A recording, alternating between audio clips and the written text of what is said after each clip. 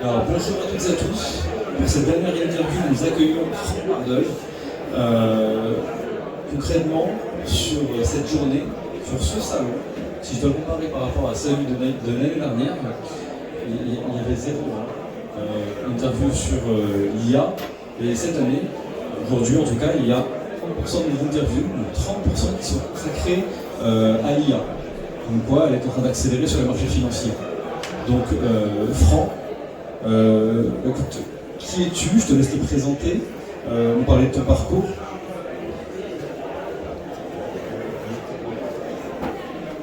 Alors, bonjour à tous, je vous remercie d'être présent. Alors, qui je suis? Alors, qui je suis en relation avec le trading? Dans une vie antérieure, bon, les diplômes passent, on s'en fout, normal, c'est super intéressant. Non, c'est plus intéressant de parler de ce qu'on a fait. Il y a une espèce de cycle. Ouais, ça ne vous gêne pas, c'est bon? Non? Ok. Alors, j'ai commencé ma carrière, en fait, en tant que développeur quantitatif. Donc, j'étais à peu près correct en code, correct en statistique et correct en modèle quantitatif. Et par conséquent, j'ai commencé le début de ma carrière dans les salles de marché, en banque d'investissement.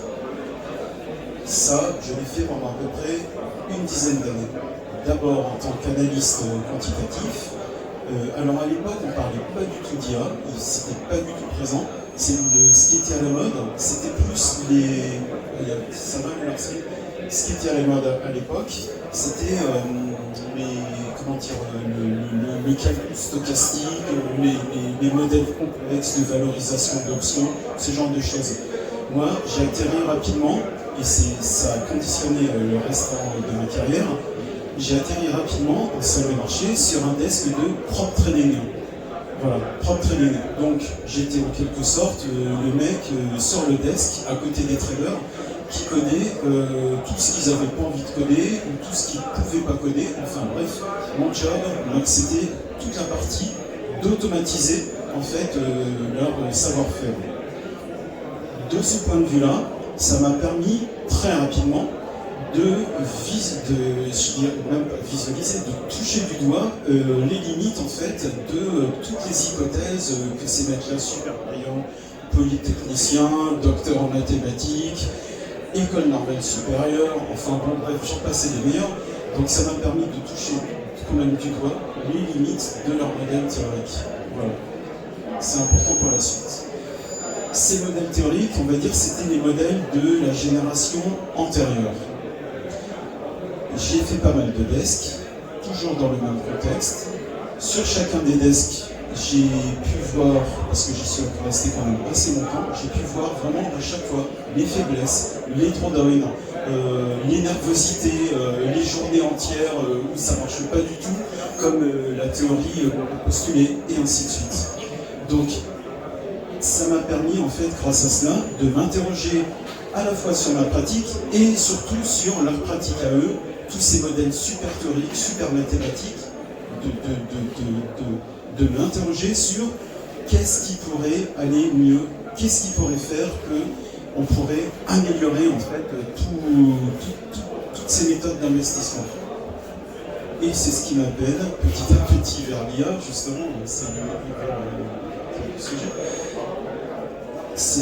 Vous voyez, donc, dit autrement, il y a des gros gadins sur les marchés financiers, on remet en cause pas mal de choses et on se dit qu'est-ce qui pourrait améliorer cela, et on arrive à peu près dans les années 2005, 2006, grosso modo, moi je vous la fais courte, et c'est le début où je ne sais plus, d'ailleurs j'aurais du mal à refaire toute l'histoire, je ne sais même plus qui le premier me parle de machine learning, ce genre de choses, me parle d'algorithmes qui vont pouvoir en fait, il y a un côté un petit peu magique, faire tout un tas de choses que ne pouvaient pas faire les algorithmes de la génération précédente. Et ça m'a conduit en fait à réorienter complètement ma carrière. J'ai repris mes études, j'ai fait un master, etc. Jusqu'à arriver voilà, devant vous. Donc je suis parti donc, des méthodes traditionnelles statistiques et quantitatives. J'ai vu les limitations. On m'a parlé de l'IA, du machine learning. À l'époque, c'était plus du machine learning que de l'IA. Voilà. Et ça m'a permis en quelque sorte de réorienter ma carrière de façon à pouvoir répondre à des objectifs plus ambitieux et d'avoir des résultats améliorés. Alors, ma prochaine question, c'est, en ta qualité d'expert finalement en intelligence artificielle, comment est-ce que l'IA peut nous aider à prendre des décisions, on va dire, plus éclairées sur le marché? Wow. Ah ben, vaste sujet. Comment l'IA peut nous aider à prendre des décisions plus éclairées? De tout un tas de manières, que ce soit... il y a différentes, comment dire. Pour comprendre l'IA, en fait, il faut revenir aux sources, c'est ce que j'ai expliqué dans la conférence précédente. La base, en fait, ce sont des algorithmes d'apprentissage. Vous avez tous assisté à la conférence précédente? Je crois que tu es peut-être connu, non? Bon, la base de ces algorithmes, en fait, c'est qu'ils vont faire de l'apprentissage sur un dataset sans qu'on leur impose des règles prédéfinies. Donc, à partir de là, en fait, on peut leur faire apprendre un petit peu n'importe quoi. C'est comme si vous leur montrez, un tableau, prenons l'exemple d'un tableau, où on dirait, écoute, moi ce que j'attends, je te montre le tableau idéal, c'est le trait parfait qui fait comme ça, le trait parfait qui fait comme ça, et ainsi de suite.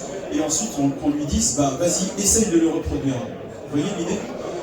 Donc, dit autrement, on peut faire apprendre absolument n'importe quoi à un modèle d'IA, que ce soit apprendre à mieux se couvrir, apprendre à mieux diversifier ses trades, apprendre à mieux quantifier ses trades, la quantité d'ordres qu'on va envoyer, la quantité d'ordres, est-ce que j'achète 50 actions, est-ce que j'en achète 500, apprendre à faire directement un modèle de trading, c'est-à-dire qui va nous dire, là tu dois acheter, là tu dois vendre.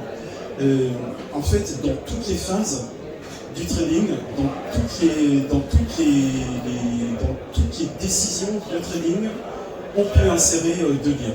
Toutes les décisions de trading. À partir du moment où le trader s'assoit sur son siège, il prend sa souris, il met sa main sur sa souris, à ce moment-là, il a une multitude de questions à laquelle il va falloir répondre. Qu'est-ce que j'achète? Le marché, il est comment? Il est bullish, il est bearish, c'est juste du flat.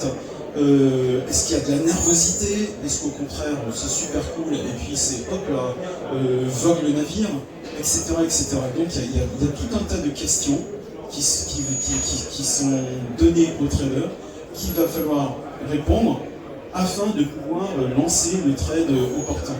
Donc la réponse, qu'est-ce que l'IA peut apporter au trading? Une réponse à toutes ces questions. Ça marche.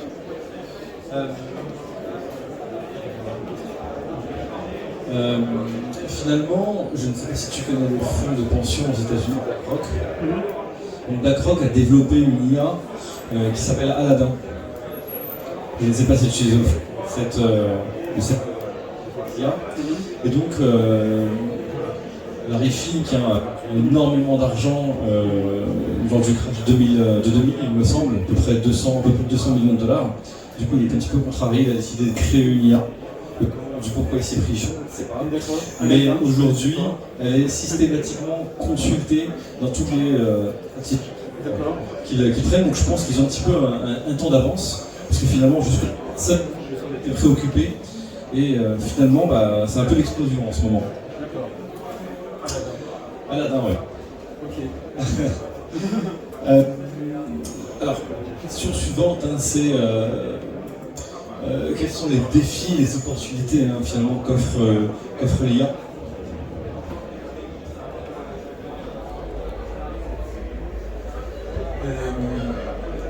J'ai envie de dire améliorer en relation avec ce qu'on vient de se dire, améliorer en fait toutes ces prises de décision, ça c'est le premier point. Ensuite, pouvoir, alors je sais plus où j'avais mis ça, voilà, analyser tout un tas de sortes de nouvelles types de données, On avait parlé durant la conférence, un exemple, là ici, c'est un dataset, c'est concret, je le fais tourner sur mon PC. Donc ici on prend par exemple un dataset de comptabilité, voilà, et à partir des données de comptabilité, on va essayer d'inférer, alors c'est le rapport de l'année précédente, le rapport comptable de l'année précédente, mis sous feuille Excel.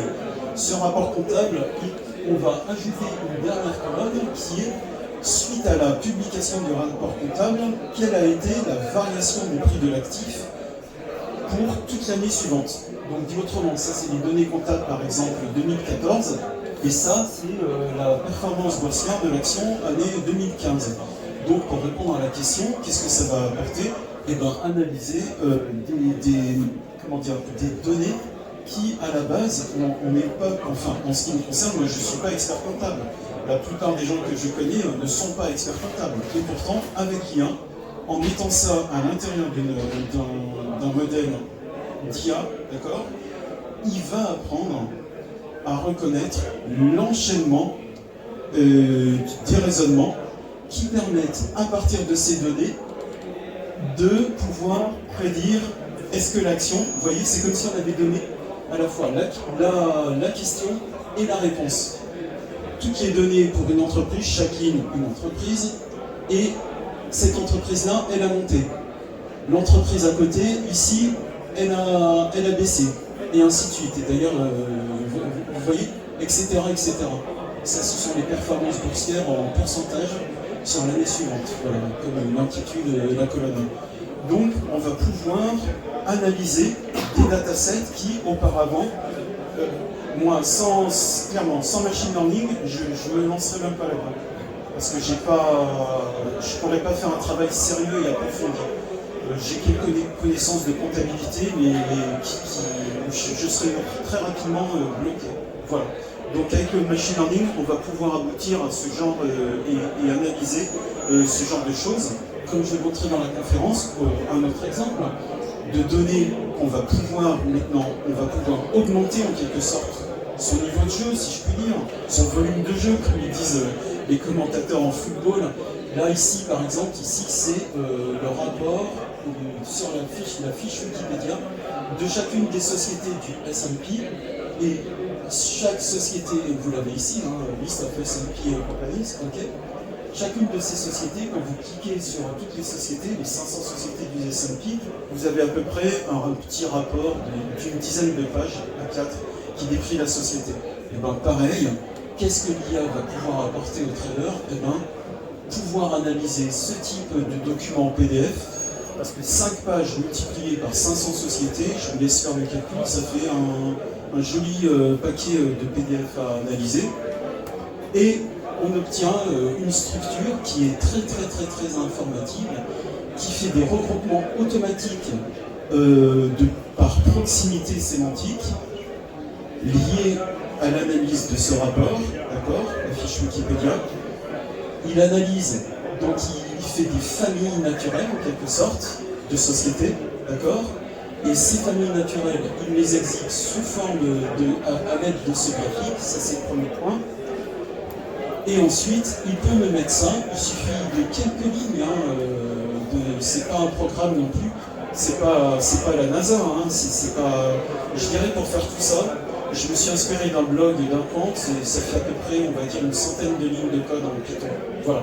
Et à la fin, voilà, donc vous avez compris, on passe de la fiche Wikipédia, on aboutit à ça, résultat intermédiaire.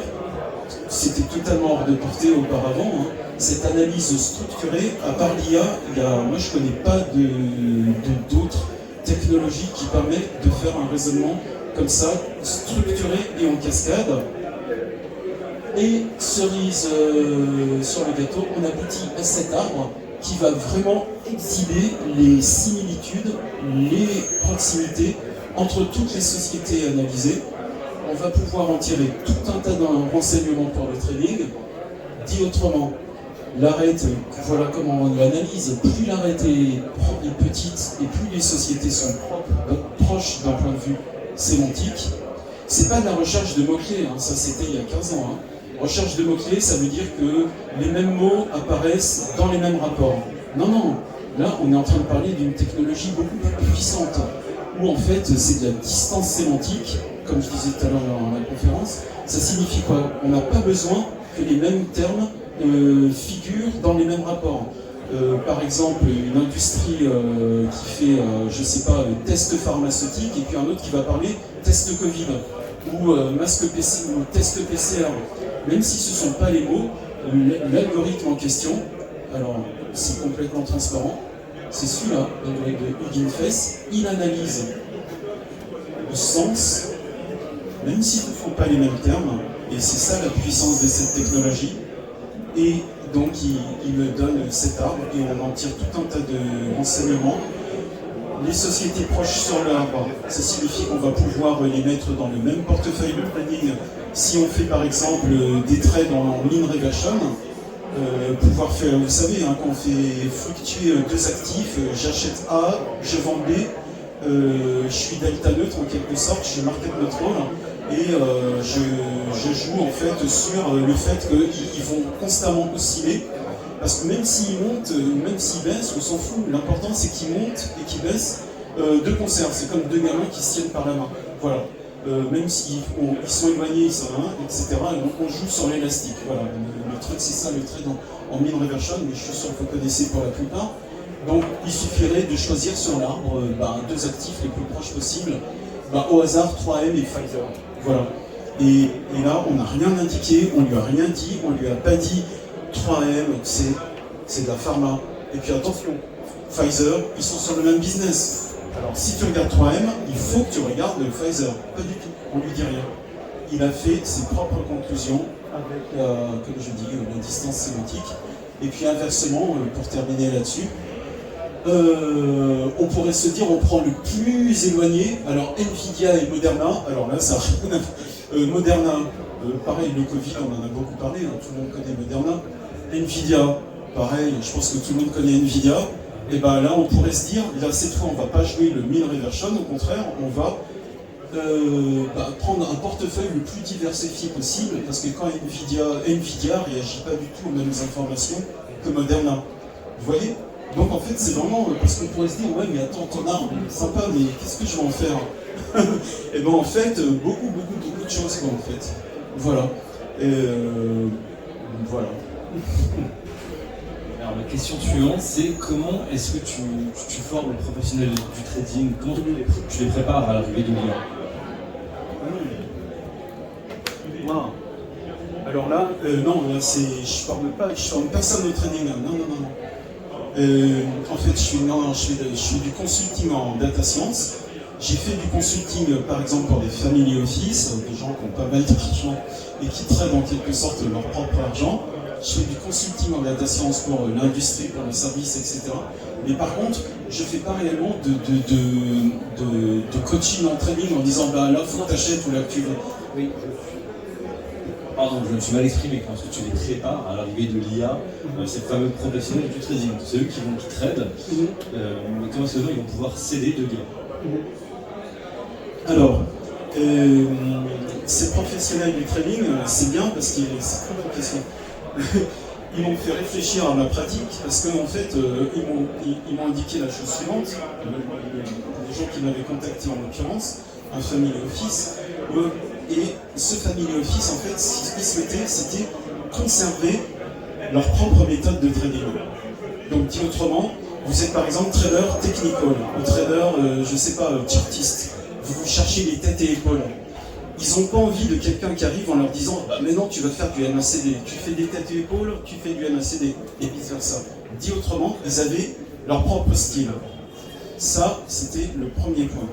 Donc, ces professionnels du trading, pour répondre à la question, je prends l'exemple sur cette question-là. En fait, c'est le cahier des charges, en quelque sorte, était de conserver leur propre style. À partir de là, donc j'ai cherché en fait quelles étaient les méthodes IA, les méthodes machine learning qui permettaient en quelque sorte de ne pas imposer un nouveau style à quelqu'un. Vous voyez, on a abouti avec une petite recherche au métamodèle. Il y a pas mal de littérature sur le sujet des auteurs américains, etc. Le métamodèle, j'essaie de faire le plus rapidement possible. On prend un modèle existant, quel qu'il soit. Ça peut être un modèle super compliqué à base de maths, ça peut être un croisement de mailles mobiles, ce que vous voulez. Ça, c'est le modèle numéro 1. On va entraîner une IA à détecter les erreurs du premier modèle, d'où le nom métamodèle. Elle est au-dessus, c'est comme si je branche une caméra sur vous, et en quelque sorte, elle regarde tout ce que vous faites, quand est-ce que vous avez raison, et quand est-ce que vous avez tort. Donc vous voyez, elle prend tout l'enchaînement à chaque fois des trades. Par exemple, il a envoyé un trade à midi 44. Ce trade à midi 44, il était caractérisé par un marché qui, à ce moment-là, il faisait plus 2,48%. Le MACD, il était de temps, le RSI, il était de temps, etc. etc. Donc c'est comme si on expliquait, on refait le match, on expliquait ce qui a motivé le trade, en quelque sorte. Je ne sais pas si vous voyez, un dataset qui ressemble à ça, hein. MACD, RSI, etc. Il a envoyé un trade long, et le trade long, admettons, il s'est planté. 15 minutes après, il renvoie un trade avec telle et telle caractéristique, le 1, et là, le trade, c'était un trade gagnant, etc., etc. Donc vous voyez la caméra, donc on monitore tout. Et donc ce modèle numéro 2, il est chargé en quelque sorte de comprendre et de prédire, apprendre à prédire quand est-ce qu'il va avoir raison et quand est-ce qu'il va avoir tort. Pour répondre à la question, eh ben, c'est vers ce type de modèle qu'on est allé de façon à leur permettre de conserver leur style. On ajoute une couche IA. Alors, la première fois que j'ai expliqué ça à quelqu'un, il m'a dit « Ah ouais, mais attends, tu fais un filtre. Moi, les filtres, j'en fais depuis 20 ans. Hein. Je te paye pas. Hein. Si c'est pour rajouter des fiches, j'en ai déjà 50. » Non. Alors, j'ai bien aimé sa question parce que je m'y attendais pas du tout. C'est pas un filtre. Hein. Parce que des filtres, on utilise tous des filtres dans le trading du style « Ah, je trade et en plus uniquement si le RSI, il vaut tant. » Non. Là, c'est pas un filtre. C'est un modèle qui apprend à prédire est-ce que tu vas avoir raison ou pas. C'est un métamodèle. Et pour répondre à la question, les métamodèles, je trouve que c'est une approche particulièrement intéressante parce qu'on n'impose pas un style à un mec, un style qui est un nouveau style, du style, on vient, il conserve toutes ses marottes, toutes ses recettes, tout son savoir-faire. C'est juste, on rajoute une couche. C'est comme si la voiture, on rajoute un GPS. On ne change pas la bagnole, n'est-ce pas? On a juste un GPS. Bon, bah c'est pareil. Vous avez parlé de Cyborg et de Cyborg. Oui. Vous préférez lequel? Ah, Cyborg. Cyborg. Ah ouais. Alors, si on dit Centaure et Cyborg, alors pour ceux qui ont pu assister, ouais, parce qu'en fait, il y a deux approches. Alors, vraiment très rapidement, le Centaure, en fait, c'est un humain acquis augmenté. On essaie de l'augmenter, mais d'une certaine façon, en quelque sorte. Il va rajouter de l'IA pour faire quelque chose de très spécifique. Lui, en l'occurrence, il rajoute de l'IA pour courir plus vite. Avant, il avait 2 pattes, et maintenant, il en a 4. C'est ça, le Centaure. Mais pour le reste, rien n'a changé dans sa façon de trader. Okay, ça, c'est le Centaure. Alors que le Cyborg, pour reprendre... c'est pas moi cette analogie, mais elle est vraiment très correcte, elle est assez parlante. Le Cyborg, c'est différent. Le Cyborg, il va, en quelque sorte, ajouter ces couches décisionnelles d'IA dans chacune... c'est le Terminator pour faire bref. Il va ajouter dans chacune de ses actions. Il va augmenter son œil, il va... C'était ma montre, j'ai une montre connectée, je sais pas pourquoi ça sonne. Enfin bref, voilà la distinction entre Centaure et Cyborg. Mais pourquoi vous me parlez de Centaure? C'est lié à la question, comment vous intégrez dans la plateforme comment vous intégrez ça concrètement sur une plateforme trading, sur un MetaTrader 4 c'est la question difficile. On en a parlé une demi-heure après la conférence, quelqu'un m'a posé la question. Comment est-ce que la question, parce qu'il y a pas mal de bruit, comment est-ce qu'on intègre tout ce dont on vient de parler je travaille avec MT4 et maintenant, bon, ce que tu dis c'est super intéressant, mais comment je fais? Ben là-dessus, je suis un peu obligé de botter en touche parce que pour être tout à fait transparent avec vous, j'utilise Python et avec Python, en fait, on refait beaucoup de choses. Avec MT4, j'aurais du mal à répondre à la question. Je ne l'utilise pas, je ne connais pas assez pour répondre à cette question-là. Par contre, non, c'est pas désespéré. Hein. Il suffit dit autrement, il suffit que le broker donne une API. Cette API va me permettre de me connecter à sa plateforme, tout en, par exemple, que ce soit Python, MATLAB, etc. On refait toute une tambouille de son côté. Au dernier moment, on se connecte avec la plateforme du broker et de cette façon-là, je peux envoyer des ordres vers MT4, TradeStation ou bref, qui vous voulez. Votre plateforme préférée, Voilà, c'est ça. Votre plateforme préférée, c'est quoi? Je sais pas, IG et IG, ID, enfin, il y en a. Voilà. J'utilisais TradeStation à un moment. Je sais plus le nom. Ils avaient un langage qui était pas mal d'ailleurs. Je sais plus le nom qui est associé à TradeStation, qui permettait de faire pas mal de choses. Mais après, pour intégrer des modèles de machine learning, etc. dans TradeStation, et là, après, j'ai eu des mains. Mais je sais plus. Oui. Très ancien, TradeStation, c'est très ancien. Ouais, ça a au moins 20 ans, ouais, TradeStation, c'est... Ah ouais, mais c'est un des leaders américains. Mais maintenant, il y a eBay qui est vraiment pas mal. Voilà.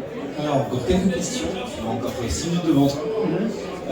Alors, quels sont les développements récents dans l'IA qui vont avoir un impact dans le trading dans les années à venir?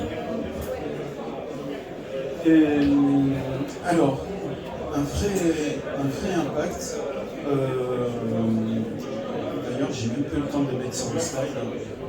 Ce sont les méthodes qui permettent, c'est assez stupéfiant, de reproduire la texture statistique de ce que l'on veut. Alors là, vous dites il est 18h, oh là, texture statistique, je ne dois vraiment pas trop y parler. Alors l'exemple type, c'est les deepfakes. Tout le monde a entendu parler des deepfakes, on est d'accord. J'ai pas besoin d'aller sur internet pour vous montrer une image de Macron en train de sortir des poubelles, le pape en doudoune. On est éloigné du training, mais on va vite revenir au training. Ça, c'est un deepfake. Et bien, avec les mêmes techniques, on peut reproduire le graphique boursier qui va conserver exactement les mêmes caractéristiques. Vous voyez? Et alors, c'est très au-delà de... Parce que, alors, le terme technique qu'on fait depuis à peu près 40 ans, c'est la technique de Monte Carlo. Les mecs qui font du Monte Carlo, ils ont essayé de faire ça fait 40 ans qu'ils essayent. Plus ou moins bien. Ils prenaient écartille et puis moyenne, pour parler techniquement. Mais là, ce que je suis en train de vous dire, ça va au-delà de faire un tirage aléatoire dans des courbes, dans des lois statistiques. Ça, on sait faire, ça fait 40 ans qu'on fait ça. Là, on est plus dans le deepfake. Ça signifie quoi? On va tromper l'algorithme, on va lui donner un nouveau CAC 40. Mais le CAC 40 qu'on va lui donner, c'est un CAC 40 qu'on a inventé, mais ce CAC 40 inventé, il conserve les propriétés, exactement les propriétés du CAC 40. Et volatilité, écart type, l'écart entre les plus hauts et les plus bas, les ranges à l'ouverture, il va conserver, c'est un nouveau CAC 40, mais un CAC 40 qui n'a jamais eu lieu, en quelque sorte, une espèce de... Et pourquoi je vous parle de ça? Parce que quand on s'intéresse, très important. Pourquoi? Parce que les modèles d'IA,